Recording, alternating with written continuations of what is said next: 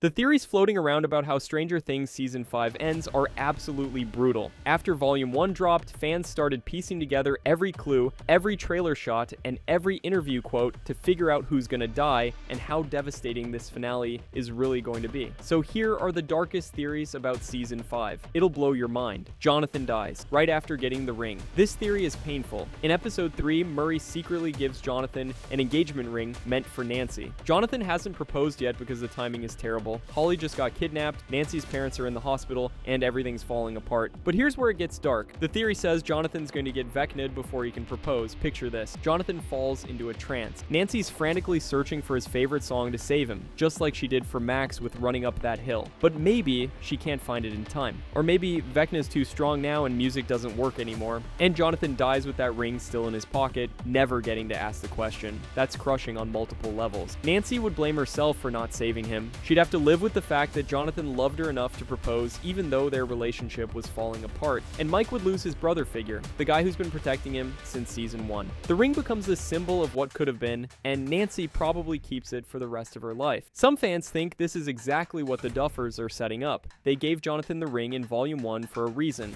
And in Stranger Things, when someone gets a meaningful object right before the final battle, they usually don't make it out alive. Eddie got his Hellfire shirt moment, Bob got his superhero speech, Billy got his redemption arc. The pattern is pretty clear, but here's the really dark part. If Jonathan dies, it clears the love triangle. Steve and Nancy can finally be together without anyone feeling guilty. That's cold storytelling, but it's effective. The Duffers wouldn't kill Jonathan just for shock value. They'd kill him to resolve the romantic subplot in the most tragic way possible. Steve sacrifices himself for Dustin. Steve Harrington dying has been the #1 theory since Season 4. And honestly, it makes too much sense. His entire arc has been about going from selfish jerk to selfless hero. He's had so many close calls with death that it feels like the show's been building to one final moment where he doesn't make it. The theory goes like this. In the final battle, Dustin's in danger. Maybe he's surrounded by Demogorgons or trapped in the Upside Down or about to be killed by Vecna. Steve sees it happening and makes a choice. He throws himself in front of Dustin, takes the hit, and dies protecting the kid he's become a big brother to. It would destroy Dustin. Their friendship has been one of the best relationships in the entire show.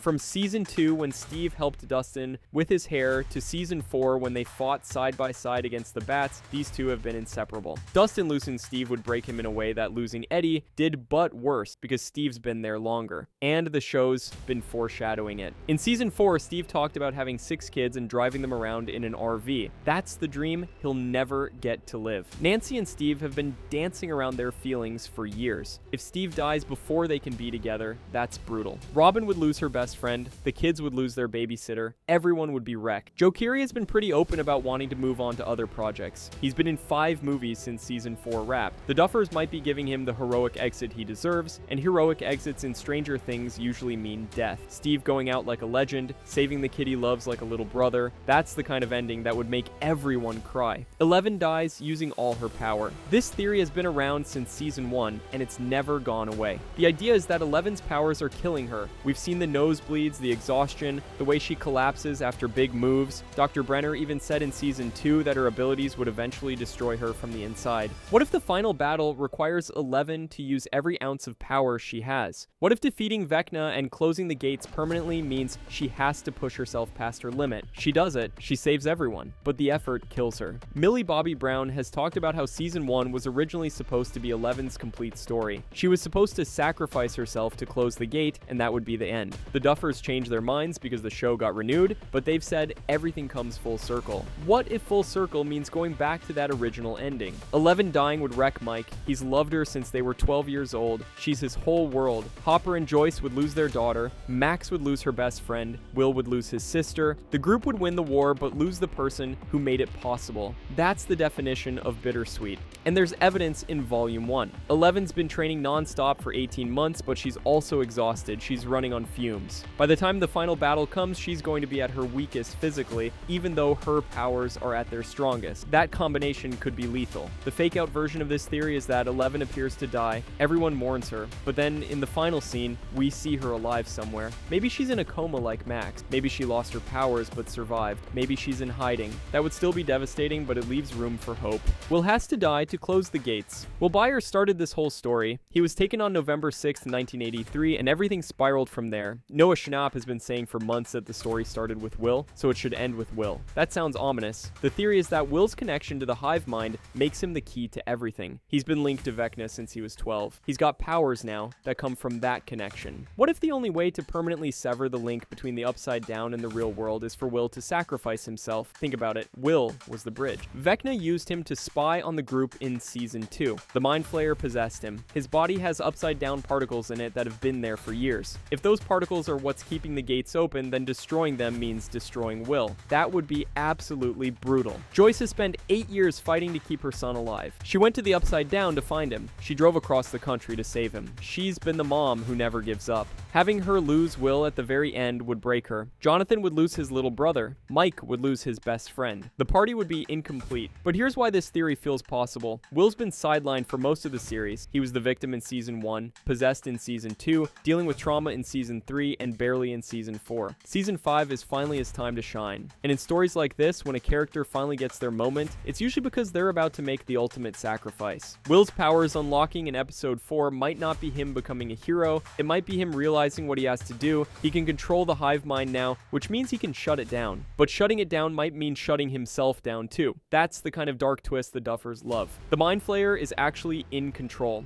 Okay, so this theory flips everything we thought we knew. In Season 4, Vecna told Eleven that he shaped the Mind Flayer, that he's the one in control. But the first shadow play suggests otherwise. Young Henry Creel went into that Nevada cave and got flayed by the Mind Flayer. It changed him. It gave him powers. It influenced him to kill his family. What if Vecna's been lying this whole time? What if the Mind Flayer is the real villain and Vecna is just its puppet? That would mean every single thing that's happened since Season 1 has been orchestrated by an ancient evil entity that's way more powerful than Vecna. This theory is dark because it means the group has been fighting the wrong enemy. Killing Vecna won't solve anything if the Mind Flayer is still out there in Dimension X, ready to choose a new host. And if the Mind Flayer corrupted Henry Creel as a kid, it can corrupt anyone, including Will, who's been connected to it since 1983. The Duffers promised to answer the question about who's really in control. Ross Duffer said the final episode will reveal the true relationship between Vecna and the Mind Flayer. If the answer is that the Mind Flayer has been pulling Vecna's strings the whole time, that changes the entire story. It means Vecna is a victim too, just like Will and Billy and everyone else who got possessed. And if that's true, then Volume 2 isn't about defeating Vecna. It's about finding a way to destroy the Mind Flayer itself. That's going to require something way bigger than anything the group has done before. Maybe it requires going to Dimension X. Maybe it requires sacrificing someone to seal it off forever. Either way, it's going to be darker and more dangerous than anyone expected. Ted Wheeler dies protecting his family. This one sounds random until you think about it. Ted Wheeler has been a background character for 4 seasons. He falls asleep in his chair. He complains about things being loud. He's the dad who's never involved. But Volume 1 changed that. In Episode 2, Ted charged at a Demogorgon with nothing but a golf club to protect his family. He got thrown through a wall and almost died. That moment showed us something. When it comes down to it, Ted will fight for his kids, and that makes him a target. The theory is that Ted's going to die in Volume 2, and it's going to devastate the Wheeler family. Karen would lose her husband.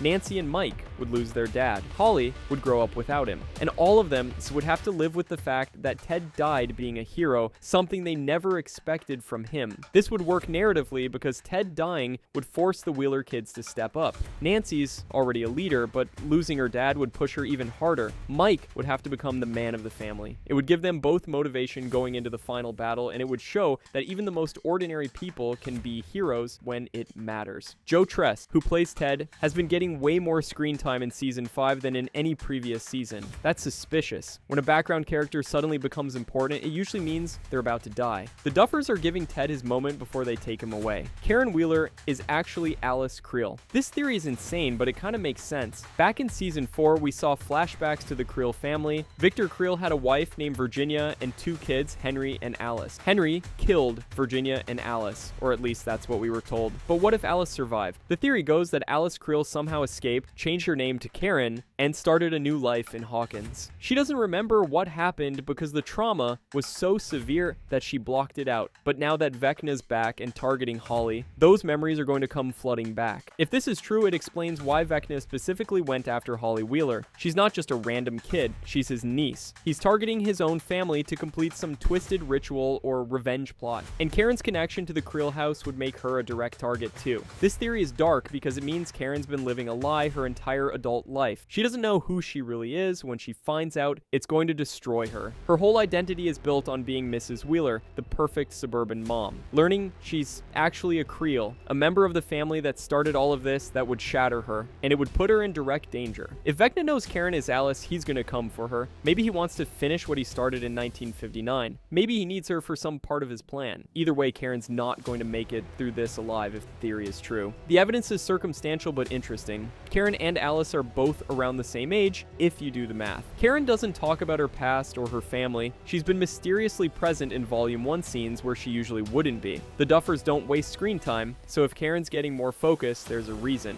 Max wakes up just to die again. Max Mayfield has been in a coma since the end of Season 4. Vecna killed her. 11 brought her back, but her mind has been trapped in Vecna's mindscape for 20 months. In Volume 1, we learn she's been conscious the whole time, hiding in Henry's memories and staying alive through sheer willpower. The hopeful version of Max's story is that she escapes, wakes up, and reunites with Lucas. But the dark theory is that she wakes up just in time to die for real. Maybe Vecna finds her in his mind and finishes what he started. Maybe she uses all her energy helping the other kids escape and there's nothing left for herself. Maybe she wakes up, but her body is too damaged from being in a coma for so long and she doesn't survive. This would be cruel. Sadie Sink has been incredible as Max and fans love her. Killing her once was brutal. Bringing her back just to kill her again would be devastating, but it would also be very Stranger Things. The show has never shied away from putting its characters through hell. Lucas has been sitting by her bedside playing Running Up That Hill on repeat for 20 months. If Max wakes up and they get one moment together before she dies, that's going to wreck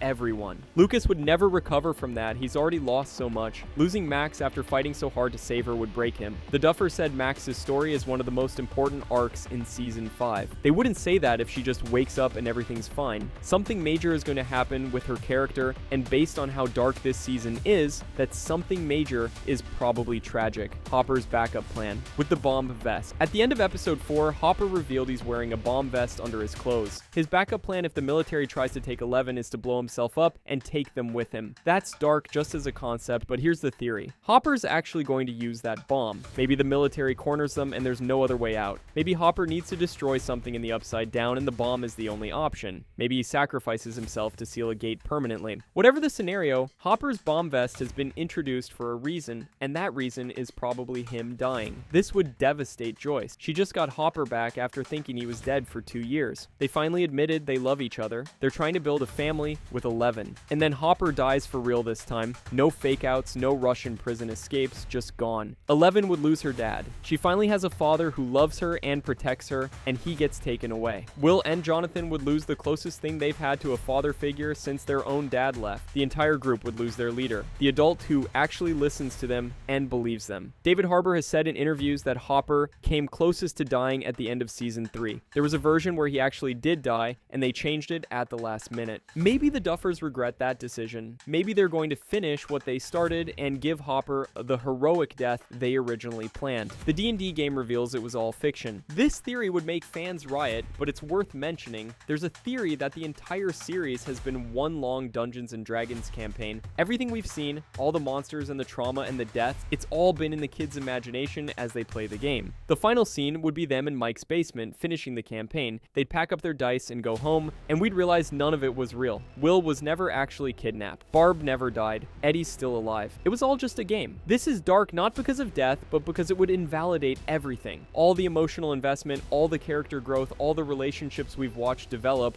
none of it would matter. It would be the ultimate cop-out ending, and fans would absolutely hate it. The Duffers have said they're not trying to be clever for the sake of being clever. They want the ending to feel earned and satisfying. And it was all a dream style ending is the opposite of that. But the theory exists because D&D has been such a huge part of the show's DNA. What if that's been foreshadowing the whole time? Personally, I don't think this theory is true. The Duffers respect their audience too much to pull something that cheap. But the fact that fans are even worried about it shows how nervous everyone is about the ending. Nobody knows what to expect, and that uncertainty is its own kind of darkness. Vecna's master plan is creating creating his own lab. Here's a theory that makes Vecna even more terrifying. What if the 12 kids he kidnapped aren't meant to be vessels or anchors? What if he's creating his own version of Hawkins' lab? What if he's going to experiment on them, train them, and turn them into an army of powered kids under his control? Think about it. Vecna was test subject 1. He knows exactly how Brenner's experiments worked because he lived through them. He knows how to break kids down and rebuild them. He knows how to amplify powers and create obedience. What if he's doing the same thing Brenner did, except he's using upside-down corruption instead of science? Those kids in the spires aren't being killed, they're being transformed. Vecna is pumping them full of mind flayer particles, connecting them to the hive mind, and reshaping their minds to serve him. When they wake up, they won't be Holly and Derek and the others anymore. They'll be weapons. They'll be 1 through 12, his personal army. This is dark because it means the kids might be beyond saving. Even if the group frees their bodies, their minds could be too far gone. They might wake up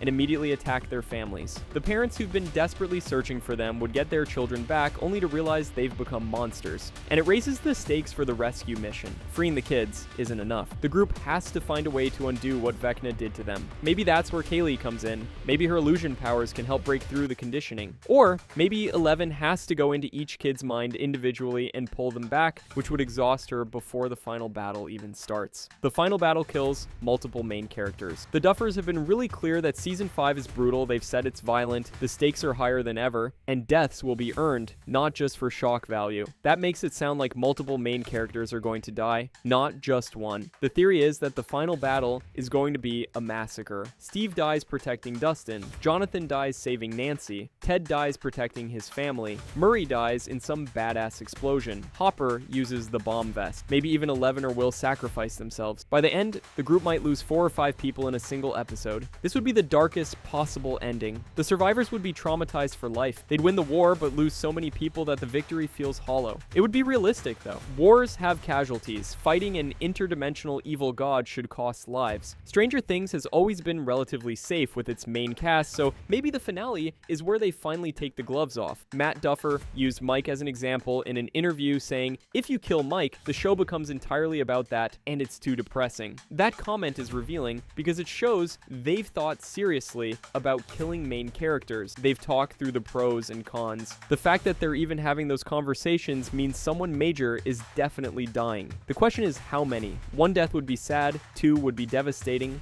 3 or more would be traumatic. Fans are preparing themselves for the worst because the Duffers have been warning us for months that this ending is going to hurt. Lucas trades places. With Max, remember the theory from Season 4 that Lucas would sacrifice himself to save Max? That theory never happened. But what if it's coming true in Season 5? The lyrics to Running Up That Hill are literally about making a deal with God to trade places with someone you love. What if Lucas figures out how to do exactly that? Maybe there's a ritual or a loophole where Lucas can enter Vecna's mind and swap himself for Max. She gets to live and wake up, but Lucas takes her place. He becomes trapped in Vecna's mindscape while his body goes into a coma. He makes the trade because he loves her that much. This would destroy Max. She's been fighting to survive for 20 months. She's been waiting to wake up and see Lucas again. And then she finds out he sacrificed himself to save her. She'd feel guilty for the rest of her life. She'd blame herself, even though it was Lucas's choice. Caleb McLaughlin has been getting a lot of focus in interviews and promotional material for Season 5. He's talked about how important Lucas's arc is this season. That could be setting up his heroic sacrifice. Lucas has always been the heart of the group, the one who cares the most about his friends. Giving everything to save Max would be the ultimate expression of that love. The really dark version of this theory is that Lucas makes the trade, but then they're both killed anyway.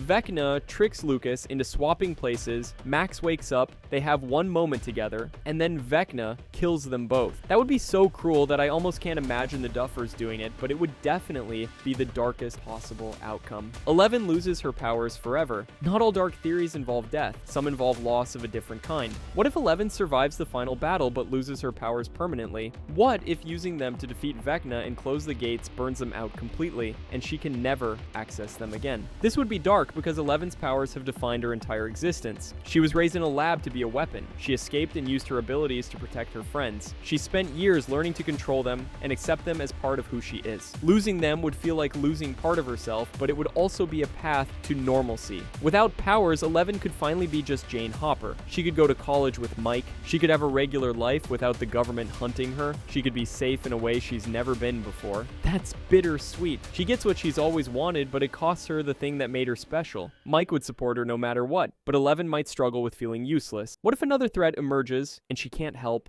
What if someone she loves is in danger and she's powerless to save them? That kind of survivor's guilt could haunt her forever. The Duffers have talked about how the ending is melancholy. 11 losing her powers fits that description perfectly. It's not tragic, but it's not happy either. It's the end of one chapter and the beginning of another, and change is always a little sad. The Upside Down takes over completely. What if the group fails? What if despite everything they do, Vecna wins? The Upside Down spreads across all of Hawkins, then Indiana, then the entire world. The final scene is the surviving characters looking out at a planet that's been completely consumed by the hive mind. This would be the bleakest possible ending. Everything the group fought for would be lost. Barb, Bob, Billy, Eddie, everyone who died trying to stop this, their sacrifices would be meaningless. The world would be over and there's nothing left to do but survive in whatever horrific reality Vecna has created. The Duffers have said the ending is bittersweet, not tragic, so this probably isn't how it goes. But the fear that it could happen is real. Volume 1 showed us how powerful Vecna is. He walked through a military base and killed everyone without breaking a sweat. He has 12 kids ready to become his anchors. The wall around the Upside Down is growing. What if the heroes just aren't strong enough this time? There's a version of this where the group evacuates Hawkins and seals it off, containing the Upside Down to one town. They save the world but lose their home. That's dark, but not apocalyptic. They'd spend the rest of their lives knowing that Hawkins is still out there, frozen in corruption, a monument to their failure. Will becomes the new Vecna. This is the theory that keeps me up at night. What if Will's connection to the hive mind doesn't just give him powers? What if it's slowly turning him into the next Vecna? What if Vecna's plan all along has been to corrupt Will completely, turn him into a new vessel, and continue the cycle? Think about it. Vecna chose Will first. He infected him with mind flayer particles. He's been connected to him for 8 years. Will's been having visions, feeling Vecna's emotions, and now he has powers that come directly from the hive mind. What if those powers come with a cost? What if using them corrupts Will a little more each time? By the end of the season, Will might have to make a choice. He can keep his powers and risk becoming the monster, or he can reject them and lose the ability to help his friends. Either option is devastating. If he keeps the powers, he might turn evil and the group would have to stop him. If he rejects them, someone else might die because he wasn't strong enough to save them. This theory is dark because it means Will never escapes what happened to him in 1983. He thought he survived. He thought he was free. But the truth is, Vecna's been slowly claiming him for years, and Season 5 is just the moment when the transformation becomes undeniable. Will would be the ultimate tragedy, the boy who was taken and never really came back. Noah Schnapp has said Will's story is the heart of Season 5. He said it started with Will and it ends with Will. That phrasing is ominous. Does it end with Will as the hero, or does it end with Will as the villain? Either way, Will's fate is going to define the entire finale. Mike watches his entire family fall apart. Mike Wheeler might not die, but that doesn't mean he's safe. The theory is that Mike's going to lose almost everyone he loves by the end of Season 5. Holly gets corrupted by Vecna. Nancy dies saving Jonathan. Ted sacrifices himself to protect the family. Karen breaks down from the trauma. 11 loses her powers or sacrifices herself. By the final scene, Mike would be left with almost nothing. His family shattered, his girlfriend gone or changed forever, his best friends traumatized, and his childhood home destroyed. He'd survive physically, but be broken emotionally. That's a dark fate for someone who's been the leader since episode 1. Finn Wolfhard has said Mike is on a mission this season more than ever. He's devoted to saving his town and friends. That kind of determination usually ends in one of two ways. Either Mike succeeds and becomes a hero, or he tries his hardest and fails anyway, and the failure destroys him. Mike's entire character is built on protecting the people he loves. What happens when he can't protect them? What happens when his best efforts aren't good enough? That's the question Season 5 might answer, and the answer could be devastating. Vecna wins. Temporarily, and Volume 3 shows the aftermath. Here's a structural theory. What if Volume 2 ends with Vecna winning? The gates fully open, the Upside Down spreads, and the group is scattered and defeated. Then Volume 3, which is just the 2-hour finale on New Year's Eve, shows the aftermath and the final desperate plan to reverse everything. And this would mean the Christmas episodes are the darkest part of the season. We'd spend Christmas watching the heroes lose, kids would be fully corrupted, characters would die, and hope would seem completely gone. Then the finale on New Year's would be about picking up the pieces and finding a way to fix the unfixable. That structure would be brutal. Christmas is supposed to be hopeful. Instead, fans would be watching their favorite characters suffer, but it would also make the finale more impactful. If Volume 2 ends on the lowest note possible, then the finale has nowhere to go but up. The victory would feel earned because we saw how bad things got. The Duffers love playing with structure. They split Season 4 into 2 volumes specifically to create a cliffhanger. They could do the same thing here, making Volume 2 the Empire Strikes Back of the series where the bad guys win, and Volume 3 the Return of the Jedi where the heroes finally triumph. The final scene is everyone's funeral. What if the last scene of Stranger Things is a funeral? Not just one funeral, multiple. The surviving characters standing in a cemetery saying goodbye to Steve, Jonathan, Ted, Hopper, maybe even Eleven or Will. The camera pans across gravestones showing all the people who died fighting Vecna, and the series ends with that image. That would be the most depressing final shot possible. No D&D game in Mike's basement, no flash forward to everyone happy and safe, just death and grief and the heavy cost of saving the world. The survivors would carry that trauma for the rest of their lives. The Duffers have said the ending will make people cry. A funeral scene would definitely do that. It would show that winning came at a massive price. The world is saved, but Hawkins is full of ghosts, both literal and metaphorical. Everyone lost someone. Nobody gets a clean, happy ending. This wouldn't be a terrible way to end the show, though. It would be honest. Fighting monsters should cost lives. The fact that Stranger Things has kept most of its main cast alive for 4 seasons is actually kind of unrealistic. A funeral scene would acknowledge that sacrifice is part of heroism, and sometimes heroes don't come home. The time loop theory means everything repeats. There's a theory that Vecna's plan involves time travel, and if he succeeds, everything resets. November 6, 1983 happens again, Will gets taken again. The loop starts over, and the characters are doomed to live through the same nightmare forever. This is dark because it means nothing. They do matters. They can defeat Vecna 1,000 times, but he'll just come back. They can save each other over and over, but they're trapped in a cycle they can't escape. It's Groundhog Day meets cosmic horror. The evidence for this is shaky, but interesting. November 6 keeps showing up in multiple time periods. The Upside Down is frozen on that date. Time itself is described as unraveling in the official Netflix description. What if Vecna's endgame is to control time, not just space? If this theory is true, then the real ending is the group figuring out how to break the loop. Maybe Will has to make a different choice. Maybe someone has to prevent Henry Creel from ever going into that cave in 1959. Maybe Eleven has to close the first gate before it ever opens. Whatever it is, it would require changing the past, and changing the past always has consequences. No one dies, but everyone's broken. Sometimes the darkest ending isn't death, it's survival. What if everyone lives, but they're so traumatized by what they went through that they can never be the same? What if the final scene shows them